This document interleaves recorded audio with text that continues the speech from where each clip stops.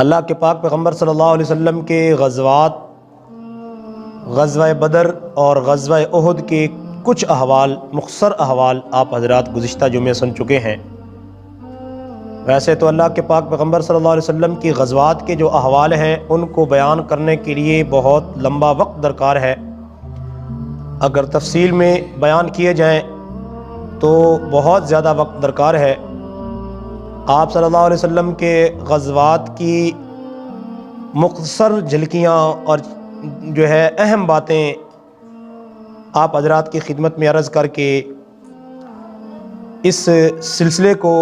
جو غزوات کے عنوان سے ہے انشاءاللہ اس کو مکمل کریں گے۔ غزوہ احد کے بعد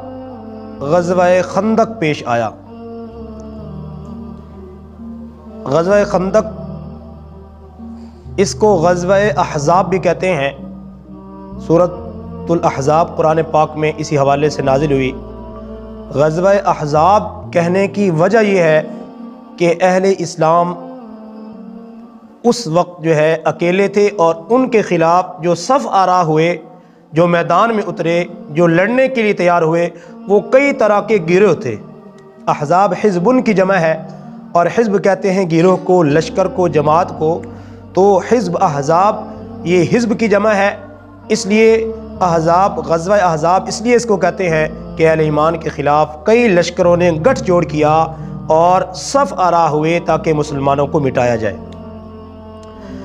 چنانچہ غزوہ خندق کے موقع پہ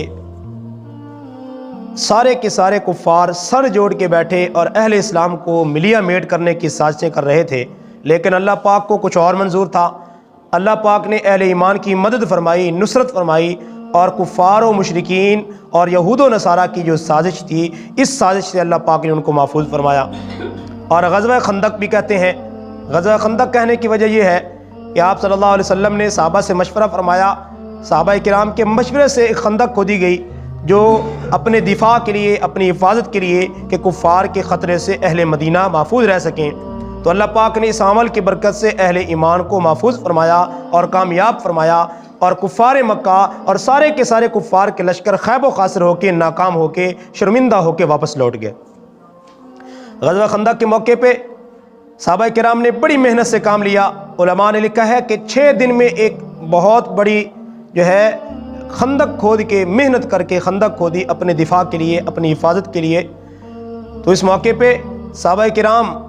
افلاس کی حالت میں تھے، فاقے کی حالت میں تھے، بھوک کی حالت میں تھے، مسلسل کئی دن فاقے پر فاقہ کرتے رہے، لیکن اس خندق کے کھودنے میں لگے رہے اور اس محنت میں لگے رہے۔ ایک موقع وہ بھی آیا، صحابہ کرام بھوک کی حالت میں، افلاس کی حالت میں، بھوک کی شدت کی وجہ سے جو ہے بھوک کی شدت کو برداشت نہ کر سکے، اللہ کے نبی صلی اللہ علیہ وسلم کی خدمت میں پہنچے اور شکایت کرنے لگے، یا رسول اللہ بھوک کی وجہ سے نڈھال ہیں، بھوک کی وجہ سے حالت میں جو ہے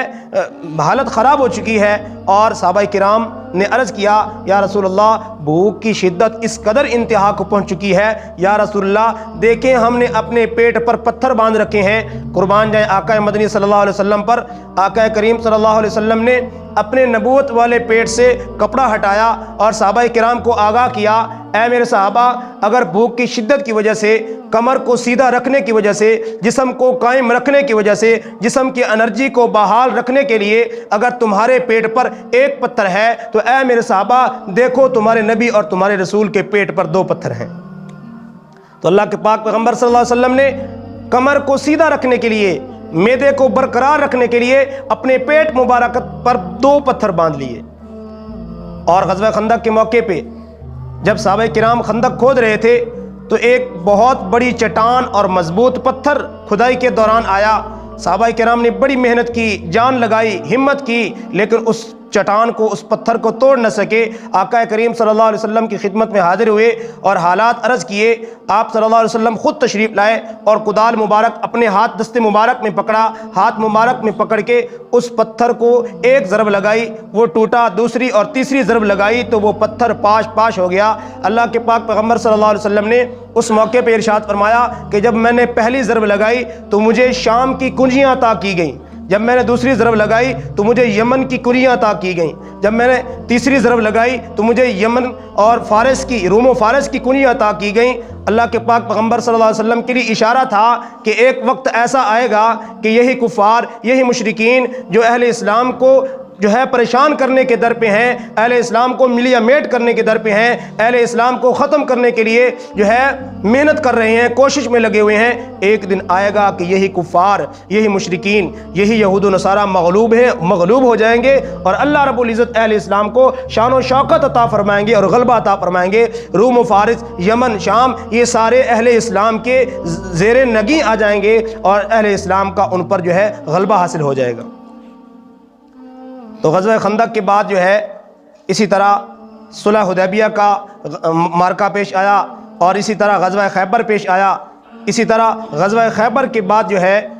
فتح مکہ کا جو ہے اہم قصہ، اہم واقعہ جو تاریخ اسلام کا بہت اہم جو ہے واقعہ ہے، فتح مکہ کا واقعہ پیش آیا۔ اس کی چند اسباب اور وجوہات آپ حضرات کی خدمت میں رکھتا ہوں۔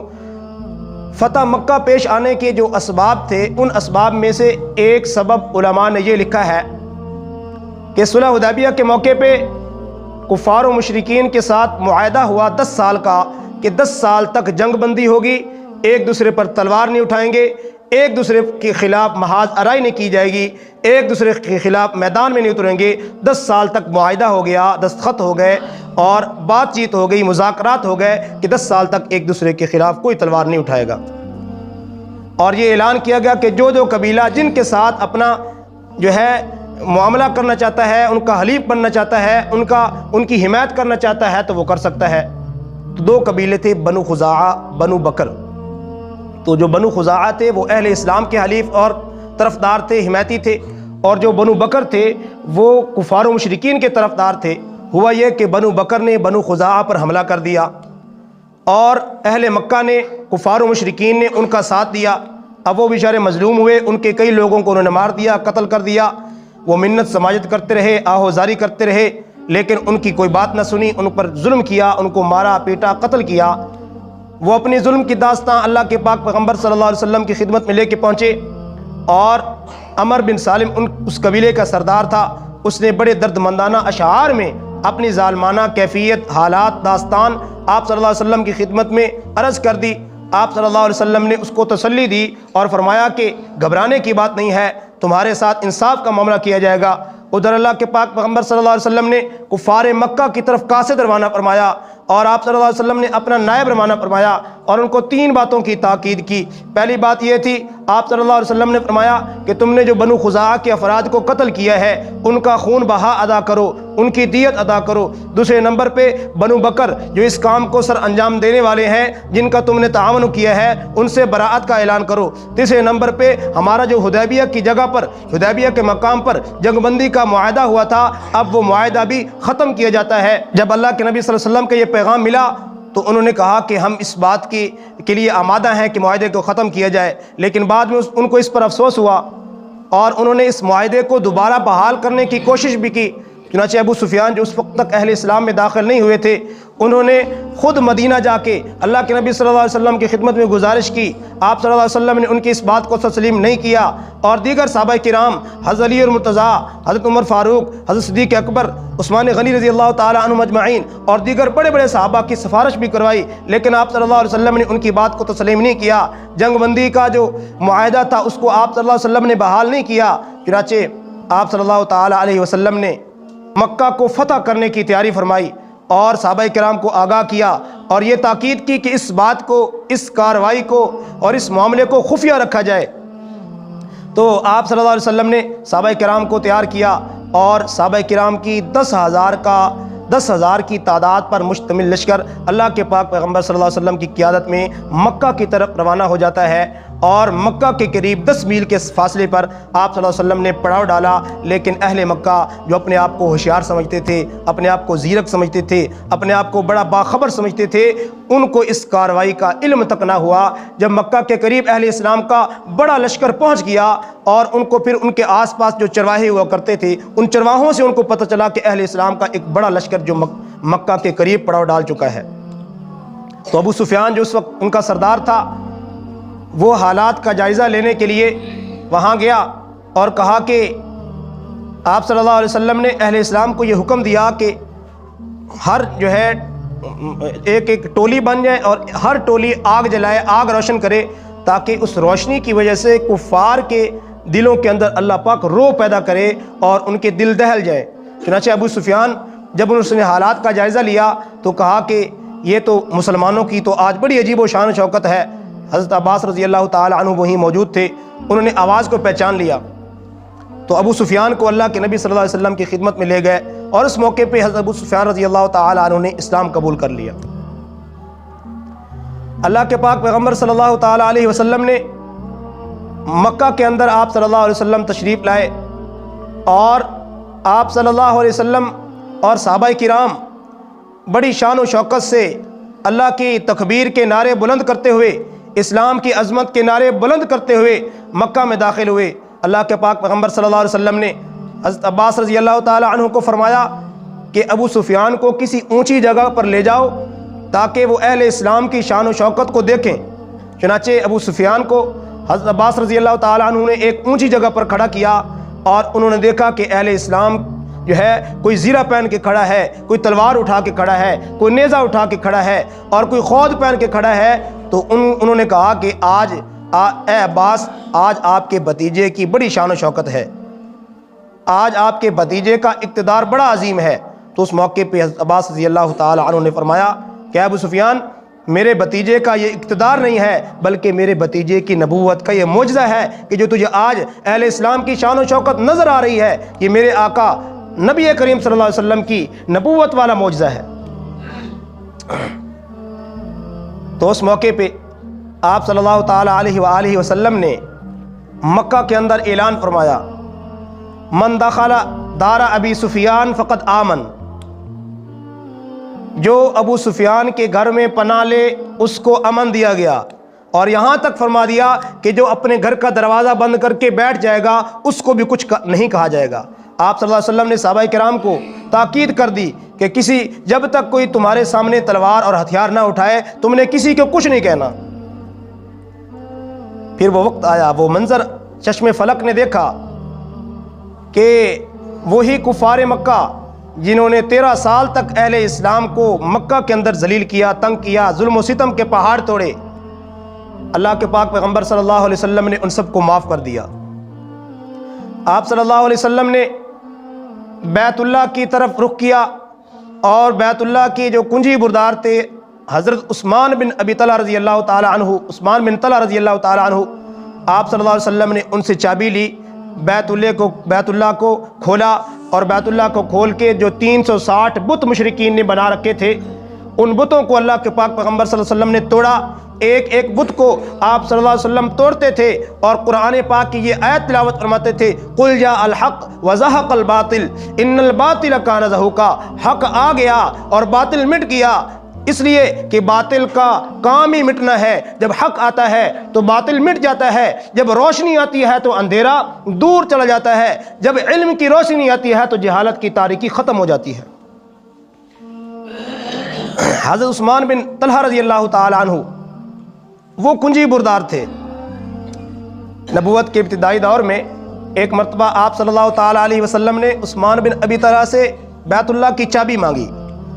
تو انہوں نے تھوڑا لہجہ سخت کیا، ترشرو ہوئے، غصے کا اظہار کیا چابی دیتے ہوئے۔ اس موقع پہ آپ صلی اللہ علیہ وسلم نے فرمایا تھا کہ عثمان، ایک وقت آئے گا یہ چابی میرے ہاتھوں میں ہوگی، اور یہ میں چابی اس کو دوں گا جس کا میرا دل چاہے گا۔ تو عثمان بن طلحہ رضی اللہ تعالی عنہ اپنی اس بات کو بھی یاد کر رہے تھے، اور اس منظر کو بھی دیکھ رہے تھے کہ وہ بات جو چند سال پہلے اللہ کے پاک پیغمبر صلی اللہ علیہ وسلم نے ہجرت سے پہلے فرمائی تھی کہ اے عثمان، وہ چابیاں میرے پاس ہوں گی، وہ وقت آئے گا، وہ وقت آنے والا ہے، وہ چابیاں پھر میں اسی کو دوں گا جس کو میرا دل چاہے گا۔ عثمان بن ابی طلحہ رضی اللہ عنہ کہتے ہیں کہ جب اللہ کے نبی صلی اللہ علیہ وسلم نے اس وقت یہ بات کہی تھی، میرے دل میں اسی وقت یہ بات آ گئی تھی کہ جیسے اللہ کے حبیب صلی اللہ علیہ وسلم فرما رہے ہیں ایسے ہی بات ہوگی۔ چنانچہ پھر انہوں نے اپنی آنکھوں سے دیکھا آپ صلی اللہ علیہ وسلم کی پیشین گوئی کو پورا ہوتے ہوئے کہ آپ نے جیسے فرمایا تھا ویسے ہی چابی آپ صلی اللہ علیہ وسلم کے ہاتھ میں تھی۔ اب جو ہے کسی کو کوئی بولنے کی جرت نہیں تھی، کسی کو کوئی ہمت نہیں تھی کہ یہ کہے کہ چابی مجھے دے دے۔ چنانچہ حضرت علی المرتضیٰ رضی اللہ تعالیٰ عنہ نے آپ صلی اللہ تعالیٰ علیہ وسلم کی خدمت میں گزارش کی، یا رسول اللہ بیت اللہ کی خدمت کی سعادت مجھے دیجیے، یہ چابی مجھے عنایت فرمائیے۔ آپ صلی اللہ علیہ وسلم نے اپنے محبوب صحابی داماد علی المرتضیٰ رضی اللہ تعالیٰ عنہ کو چابی عنایت نہیں فرمائی، بلکہ وہ چابی واپس عثمان بن طلحہ کو عطا کر دی اور فرمایا، اور ساتھ بشارت عطا فرمائی، بشارت بھی سنائی، خوشخبری بھی سنائی۔ آپ صلی اللہ علیہ وسلم نے فرمایا، اے عثمان یہ چابی اب تیرے خاندان میں قیامت تک رہے گی، اللہ کا نافرمان اور ظالم ہی تجھ سے چابی چھینے گا، ورنہ قیامت تک جو ہے یہ چابی تیرے خاندان میں رہے گی۔ تو آپ صلی اللہ علیہ وسلم نے بیت اللہ کا طواف کیا اور اللہ کی حمد و ثنا کی، شکر ادا کیا، شکرانے کی نماز ادا کی، نوافل ادا کیے۔ اس کے بعد حرم کے صحن میں، مسجد حرام کے صحن میں آپ صلی اللہ علیہ وسلم تشریف لائے تو بہت بڑا مجمع اللہ کے نبی صلی اللہ علیہ وسلم کے سامنے موجود ہے، اور ہزاروں کی تعداد میں لشکر موجود ہے، ہزاروں کی تعداد میں افراد موجود ہیں۔ ان ہزاروں کی تعداد پر مشتمل اس جو ہے مجمع کی سب کی نظریں صرف ایک ہستی پر ہیں، وہ آقا کریم صلی اللہ علیہ وسلم ہے کہ ابھی اللہ کے حبیب صلی اللہ علیہ وسلم کوئی بات ارشاد فرمائیں گے۔ اللہ کے حبیب صلی اللہ علیہ وسلم اس موقع پہ سب کے سامنے آئے۔ آپ صلی اللہ علیہ وسلم نے سب سے پہلے اللہ کی توحید کا اعلان کیا، لا الہ الا اللہ وحدہ لا شریک لہ ونصر عبدا، اور فرمایا وحزم الاحزاب وحدہ، اللہ کی حمد و ثنا کی کہ یہ جو اللہ پاک نے فتح عطا کی ہے یہ اکیلے اللہ نے عطا کی ہے۔ جو کفار و مشرکین کو ذلیل کیا ہے، کفار و مشرکین جو ہے ہزیمت کا شکار ہوئے، شکست اور ذلت کا شکار ہوئے، یہ سب اللہ کی عطا ہے، ہمارا اس میں کچھ نہیں ہے۔ آپ صلی اللہ علیہ وسلم نے اس موقع پہ سب سے پہلے اللہ کی توحید کا اعلان کیا کہ یہ سب کچھ جو کیا ہے اکیلے اللہ نے کیا ہے۔ اس موقع پہ آپ صلی اللہ علیہ وسلم نے کفار مکہ کو مخاطب کر کے فرمایا، اے قریش کی جماعت، تمہارا کیا خیال ہے اب میں تمہارے ساتھ کیا معاملہ کرنے والا ہوں، تمہارے ساتھ کیا سلوک کرنے والا ہوں؟ اللہ کے حبیب صلی اللہ علیہ وسلم کی یہ بات فرمانا تھی، کفار و مشرکین کی گردنیں نیچے جھک جاتی ہیں، اور وہ ساری داستان جو مکہ کی 13 سالہ زندگی میں اہل ایمان کے خلاف وہ کیا کرتے تھے، جو ظلم کیا کرتے تھے، جو مسلمانوں پر تشدد کیا کرتے تھے، جو سلوک کیا کرتے تھے، وہ ساری ہسٹری، ساری بات ان کے ذہن میں دوڑنے لگ جاتی ہے، اور دل ہی دل میں یہ خیال کرتے ہیں کہ ہمارے جو جرائم ہیں، ہم جتنا ہمارے جو گناہ ہیں، ہمارے جو اعمال ہیں اس قدر ہیں کہ وہ قابل معافی نہیں ہے۔ چنانچہ ہمت کر کے، جرت کر کے ایک بات کہتے ہیں، اخن کریم وابن اخن کریم، آپ سے امید یہ ہے کہ آپ کریم النفس ہیں اور کریم النفس بھائی کے بیٹے ہیں، آپ سے اچھے سلوک اور مہربانی کی امید کی جاتی ہے۔ اس موقع پہ اللہ کے پاک پیغمبر صلی اللہ تعالیٰ علیہ وآلہ وسلم نے ان پر کوئی ملامت نہیں کی، ان کو کوئی طعنہ نہیں دیا، اور ان پر کوئی انتقام کی بات نہیں کی۔ اپنی قیادت، اپنی سیادت اور اپنی سیاست، اپنے اقتدار کا جو ہے احسان نہیں جتلایا۔ اللہ کے حبیب صلی اللہ علیہ وسلم نے فرمایا، اے قریش کی جماعت، میں تمہارے ساتھ وہی معاملہ کرتا ہوں جو حضرت یوسف علیہ السلام نے اپنے بھائیوں کے ساتھ کیا تھا، لا تثریب علیکم اليوم فاذهبوا انتم الطلقاء، آج تمہارے اوپر کوئی ملامت نہیں ہے، آج تمہارے اوپر کوئی جو ہے انتقام کی کارروائی نہیں ہے، آج تم سے کوئی سوال نہیں کیا جائے گا، جاؤ تم سب کو میں معاف کرتا ہوں۔ میرے بھائیوں، معافی کی اتنی بڑی داستان آپ حضرات فاتحین کی، جو دنیا کے بڑے بڑے فاتحین ہیں، ان کی زندگی کا مطالعہ کریں، ان کی ہسٹری کا مطالعہ کریں تو بڑے بڑے فاتحین آپ کو نظر آئیں گے۔ سکندر اعظم نظر آئے گا، دارا نظر آئے گا، اور ہٹلر کی تاریخ سے بھی آپ واقف ہوں گے،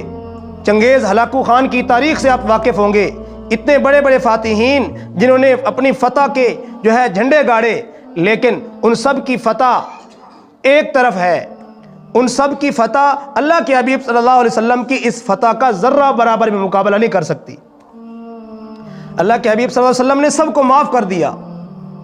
اور اپنے عمل سے اپنی امت کو یہ سبق دیا کہ اپنے سے طاقتور،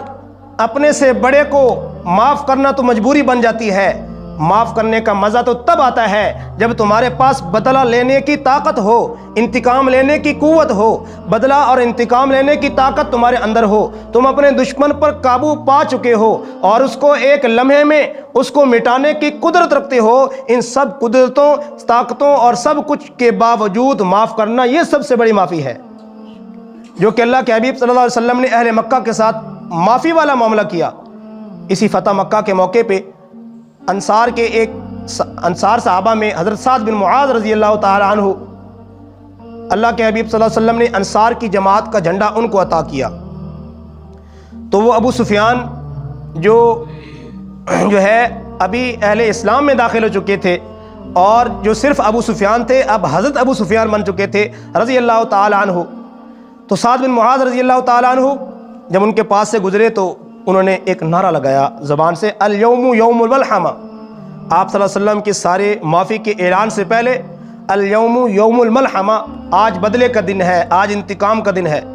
تو حضرت ابو سفیان رضی اللہ تعالیٰ عنہ کو یہ بات ناگوار ہوئی۔